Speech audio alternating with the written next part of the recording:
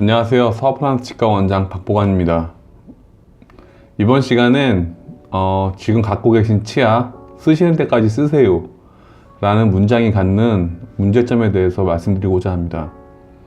물론 본인이 갖고 있는 치아를 보존하고 그리고 아끼고 쓰실 수 있게 그리고 나빠지지 않게 만들어주는 건 치과의사의 책무이자 의무이고 당연히 해야 될 일이긴 하지만 그런 막연한 그런 문장으로서 갖는 쓰시는 때까지 쓰세요라는 문장이 갖는 안 좋은 부분에 대해서 말씀드리고자 합니다.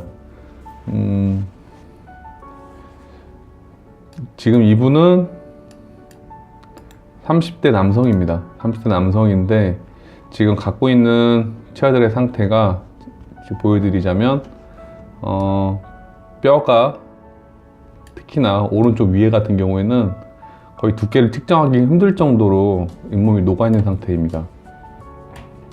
기존에 다니던 병원에서 별 특별한 얘기를 하지 않았다.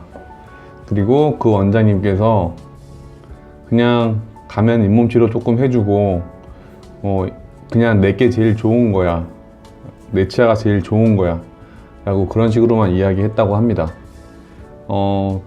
물론 이제 본인의 책임도 당연히 있긴 하겠지만 어떤 경험에 의거해서 잇몸이 안 좋은 분들이 혹은 방치되었을 때 그 치아가 어떤 문제를 일으키고 이 상태가 앞으로 어떻게 악화될지에 대해서 환자분들께 충분히 이야기하는 그런 부분이 충분히 필요한데 그런 이야기가 잘 안 되지 않았을까.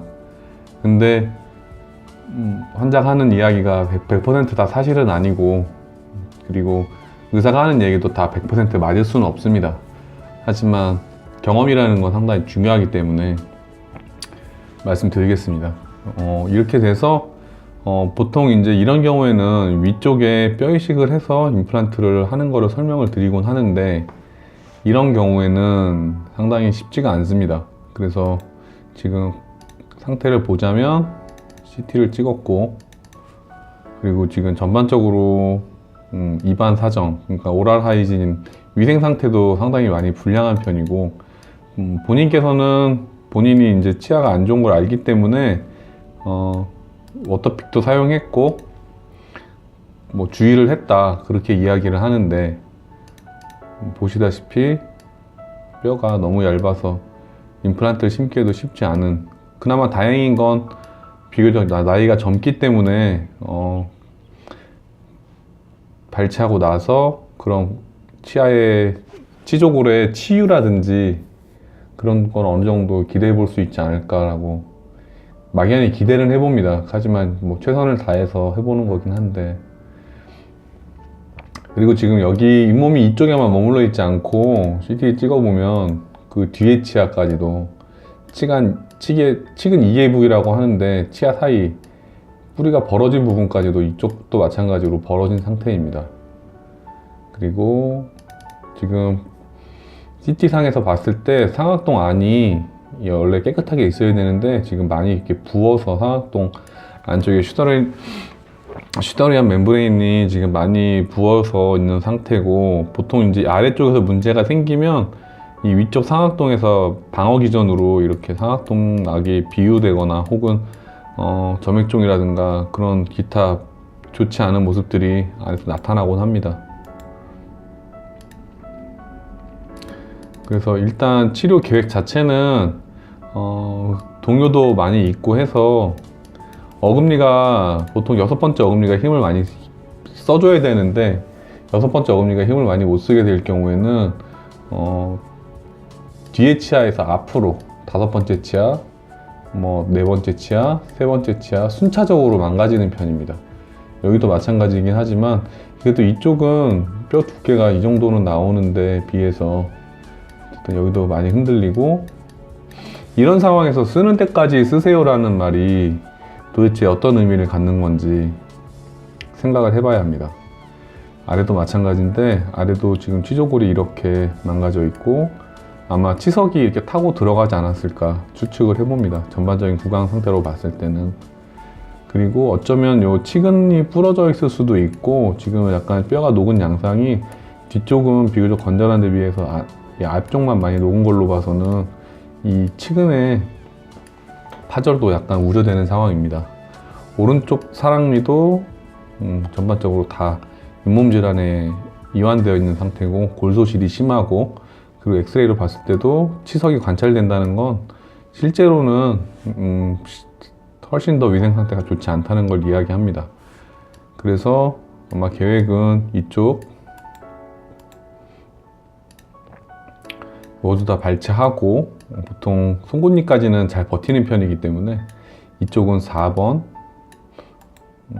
이쪽은 5번, 7번 모두 발치하고 4번은 남기고, 이렇게 해서 3개월 정도 기다려서 어느 정도 치유되는지 확인을 하고, 우리가 원하는 만큼 여기 고리식을 하고 임플란트를 심는 방향으로 일단 계획을 하고 있습니다. 근데 반대쪽은 마찬가지로 또 발치를 하고, 가능한 한 내 치아가 뼈가 있는 자리, GBR 자체는 저는 별로 선호하지 않기 때문에, GBR이라고 하는 거는 차폐막을 이용해서 인위적으로 골을 만들어주는 과정을 말하는데, 저는 그렇게 선호하는 편은 아닙니다. 내 뼈처럼 그렇게 네트워크를 형성하고 그 안쪽에서 혈관과 골 융합, 그러니까 그 임플란트 픽스처 식립체와 임플란트가 고르게 융합되는 그런 걸 기대하기가 쉽지 않기 때문에, 근데 유일하게 이렇게 GBR이라고 할 수 있는 그런 고리식 과정이 생리적이고 안정되게 일어날 수 있는 부위는 오직 이 상악동이라고만 저는 생각을 합니다. 장기적으로 봤을 때도 크게 안정적인 편이고, 고리식을 비교적 많이 한다고 해도 안정적인 편이고, 그래서 이쪽 단종골을 이용해서 앞쪽으로 하나라든지 뒤쪽으로 2개 정도 심어서 이렇게 최소한 2-3개 이상 심어서 보철을 진행하려고 합니다. 아마 발치를 하고 난 뒤에 3개월 정도 지나면 지금 CT상에서 이렇게 부어있던 부위도 많이 가라앉게 되고, 이게 많이 줄어들게 되면 이제 분명히 여기 갖고 있던 치아들 때문에 여기 이제 문제가 생겼구나라고 단추해 볼 수 있고, 그러고 난 다음에 이제 상악동 안이 깨끗이 안정된 다음에 그다음에 임플란트를 식립하고 그렇게 하고자 합니다. 보통 이 정도 케이스면은 개인 병원에서는 하기 힘들다고 할 거고, 저는 일단 경험이 많으니까 천천히 협조가 잘 되는 분이기 때문에 아마 그런 식으로 진행하진 않을까 그렇게 생각해 봅니다. 어쨌든 결론은 쓰시는 데까지 쓰세요 라고 해서 이렇게 30대에 걷잡을 수 없는 치조골 상태에 놓이게 되었고, 그래서 기간도 오래 걸리고, 예후도 비교적 이제 최악의 경우에는 틀니를 해야 될 수도 있고, 예후도 불투명한 이런 케이스를 만드는 게 옳은 일인가. 보통 이제 환자분들은 쓰시는 때까지 쓰세요라는 단어를 좀 좋아하시는 편입니다. 그렇게 말하면 왠지 더 좋은 의사 같고. 하지만 이렇게 안 좋아질 걸 뻔히 알고, 그리고 앞으로도 충분히 많이 안 좋아져서 앞으로 도모해 볼 수 없을 정도의 상황이 된다면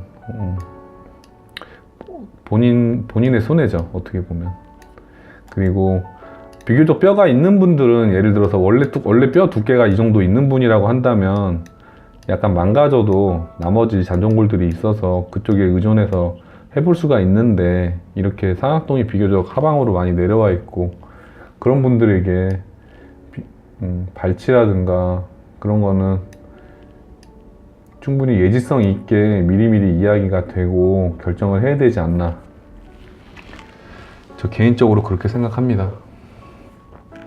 10분이나 지났네요. 누가 이 영상을 볼지는 모르겠지만 아무튼 제 진료 스타일을 어느 정도 설명을 드리고 그런 유튜브 채널입니다.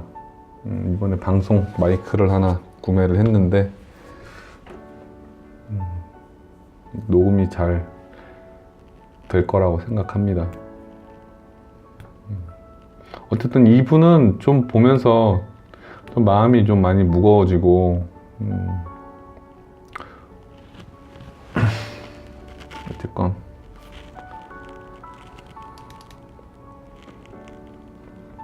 발작은 빨리 발치하고 진행하셔야 될 걸로 생각을 합니다. 더 짧게 요약하면 놔두는 게 능사는 아니다. 나중에 아무것도 할 수 없게 될 수도 있다. 나이와 연령이나 건강 상태에 크게 좌지우지되지 않더라. 특히나 이 상악동이라는 텅 빈 공간이 있는데 이거는 나이에 상관없이 많이 내려와 있는 분들은 많이 내려와 있기 때문에 특히나 그렇다. 연세가 드셔서 틀니를 오래 쓰셔서 치조골 흡수가 많이 일어나고 그래서 전체 임플란트를 하고 싶은데 그래도 못하는 분들도 있는 반면에 이렇게 젊은데도 불구하고 상태가 안 좋은 분들도 덜어 있습니다. 거의 이 정도면 이 연령대에서는 상당히 보기 힘든 케이스인데 이렇게나 얇다는 거죠, 이 부분이. 2018년 12월 27일 올해도 다 지나고 한 해 잘 마무리하시고 새해 복 많이 받으시길 바랍니다. 이상 박보관이었습니다.